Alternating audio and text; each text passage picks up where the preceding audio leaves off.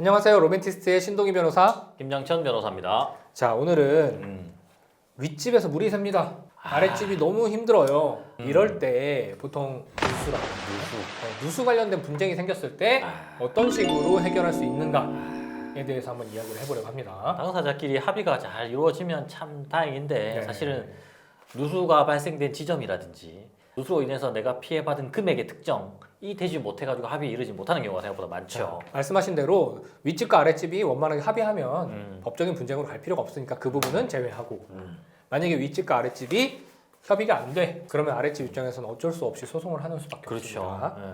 이렇게 소송을 제기할 때 어떤 식으로 소송이 진행되는지 뭐 유사 사례에서 판례가 판시한 부분들을 중심으로 한번 말씀 나눠보고자 합니다.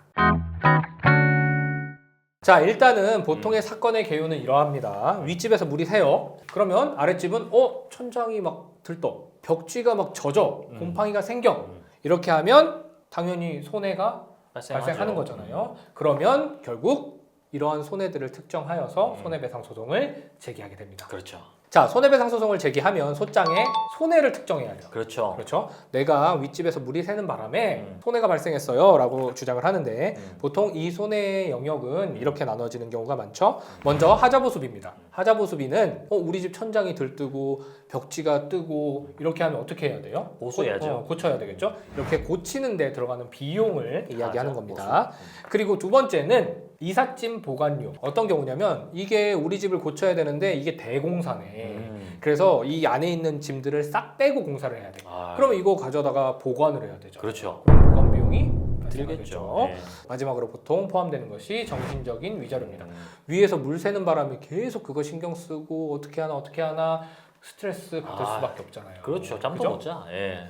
그렇기 때문에 위자료를 포함해서 이런 정도로 구성한 손해배상 소송을 제기하는 거죠. 원고가 이제 소송을 제기하잖아요. 네. 그러면 손해에 대한 입증 책임 또한 원고에게 있습니다. 그래서 원고가 보통 감정을 신청하게 되죠. 윗집의 어느 부위에서 누수가 발생했다. 그 누수로 인해서 나의 어느 부위가 침해가 당했고 그 침해에 대한 손해액이 이만큼이다. 라는 부분에 입증을 해야 됩니다. 원고 입장에서는 입증이 제일 중요한 부분이에요. 그렇죠. 그리고 저희가 이제 소장을 제출할 때 네네. 방금 말했듯이 이게 손해고 이게 손해니까 윗집은 나한테 손해배상을 해주세요 해서 멈추면 될까요? 안 될까요? 안 됩니다. 안 되죠. 왜냐면 아니 손해를 배상 받았어. 근데 다음에 장마 때 또 새. 그렇죠. 그 다음 겨울에 보일러 터져서 또 새. 그러면 안 되잖아요. 그러면 뭘 해야 돼요? 윗집 너네는 어디 누수되는 걸 고쳐. 그렇죠. 라는 의무를 이행하라 라는 소송까지 함께 해야 되는 거예요. 그렇죠. 그 소송이 그죠? 같이 들어가죠. 이런 경우에 소장에 윗집은 어디 물 새는 부분을 고쳐라. 만약 고치지 않으면 고치지 않은 날짜를 뭐 며칠 지날 때마다 얼마씩 추가적으로 손해배상을 해라. 이런 식으로 소송을 제기하는 경우들도 많습니다. 맞습니다. 자, 이 부분에 대해서는 어떻게 판단하는지 차근차근 한번 이야기 나눠보도록 하시죠. 법원에 누수로 인한 손해배상 소장을 제출하면 법원의 입장에서는 제일 먼저 뭐가 관심사냐면 이거 진짜 물 새는 거 맞니? 그리고 어디서 도대체 새는 거야? 이런 거는 어떻게 알아볼 수 있는 거죠?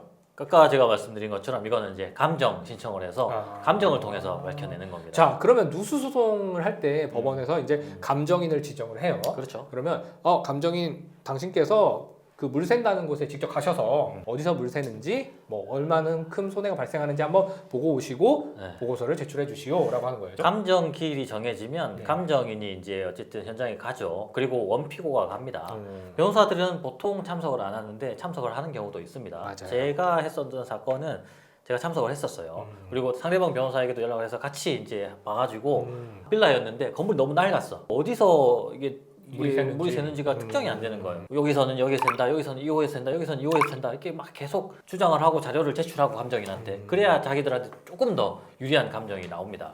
그래서 보통 이제 감정인이 현장 조사를 하고 나서 뭐 이거 어디 화장실에서 누수가 됐다, 뭐 발코니에서 누수가 됐다 이런 원인을 확인을 하고 뭐 여기 물이 흘러서 아랫집에 피해가 발생한 것으로 확인된다. 이런 내용들을 맞습니다. 감정서에 적시를 해주면 이제 감정서에 뭐 누수 부위라든지 그리고 손해액도 감정인이 산정해 줍니다. 그래서 이걸로 청구 취지를 나중에 변경하게 되는 거죠. 그렇죠. 처음에는 원고 입장에서는 내 손해가 얼마인지 정확하게는 모르니까 일단은 일부 청구를 하고 맞습니다. 나중에 감정인이 이게 뭐 한 5천만 원의 손해가 발생했다라고 하면 그 액수에 맞춰서 이제 청구 취지를 변경을 하는 거죠. 맞습니다. 그러면 감정까지 이루어졌어요. 지금 말씀드린 대로 감정인이 윗집의 잘못으로 물이 샜다 이렇게 하면 이제 윗집 입장에서는 내 책임이 없다, 물이 안 샜다. 라고 하기는 좀 곤란하잖아요. 맞습니다. 이제는. 예. 그럼에도 불구하고 윗집 입장에서는 이런 항변을 하는 경우들이 있어요. 어떤 경우냐면 윗집도 이사 온 지 얼마 안 됐어. 그러니까 그렇죠. 윗집을 사가지고 들어온 거예요. 그렇지. 그러면 윗집 입장에서는 아니 이거 물이 계속 샜던 것 같은데 예. 나 전에 살던 사람이 살면서 샌 물 그것까지 내가 다 책임진다는 건 좀 그렇지 않아?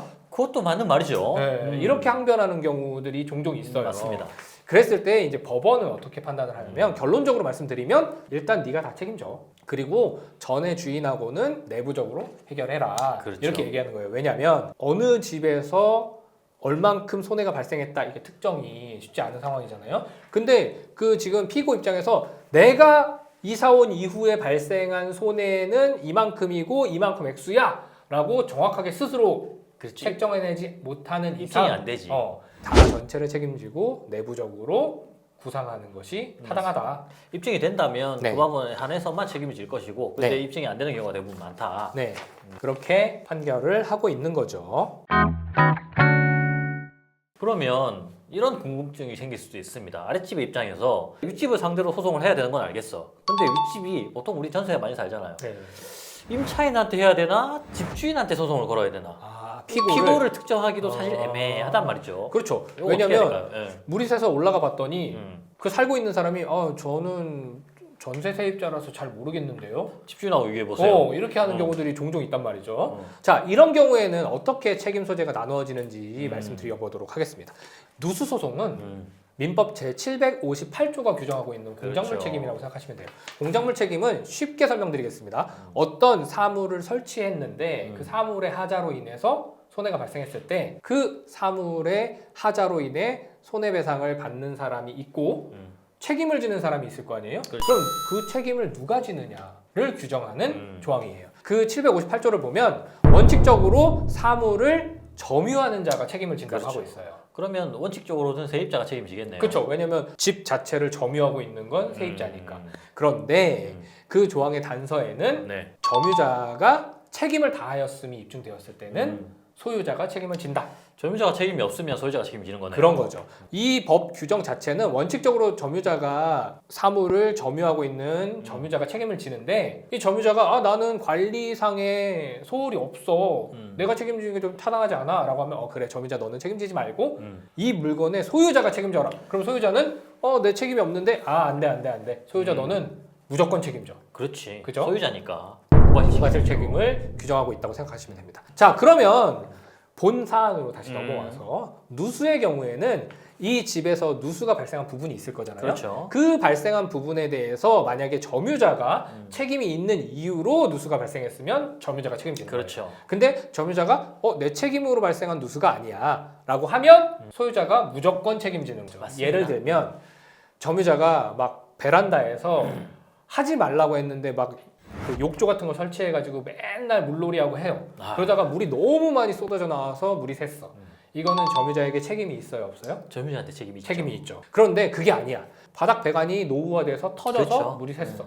세입자는 바닥 배관까지 들여다보고 이런 사람이 아니잖아요. 그렇죠. 그죠? 그런 소유자 경우에는 소유자가 무과실 책임을 지는 거예요. 요거를 물 아니고 화재로 바꿔서 생각을 해보면 조금 더 이해하기가 편해요. 네. 윗집에서 불이 나가서 아랫집이 손해를 입었다. 근데 윗집에서 막 가스레인지나 이런 걸 사용하다가 잘못 사용해서 화재가 났다. 라고 하면 당연히 윗집 세입자 책임이겠죠. 그렇죠. 근데 윗집에 전선이 너무 낡아가지고 누전이 됐어. 그래가지고 핫선이 나가지고 불이 났어. 그러면 집주인 책임이겠죠. 그렇게 이해하시면 편할 것 같아요. 그래서 이런 내용들을 이해하시고 윗집에 어디가 책임이 있을까라고 생각해서 책임 있는 자를 특정해서 피고로 소송을 제기하시면 될 것 같네요. 네, 맞습니다. 다시 손해의 영역으로 넘어와서 아까 말씀드린 이 하자 보수 비용은 딱 그대로 감정이 되잖아요.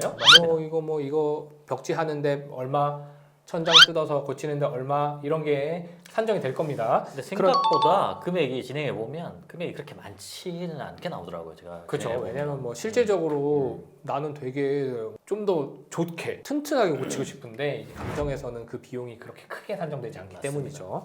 자, 그런데 그런 하자보수 비용 말고 아까 말씀드린 대로 위자료가 인정될 수 있다고 했잖아요. 인정. 그렇죠.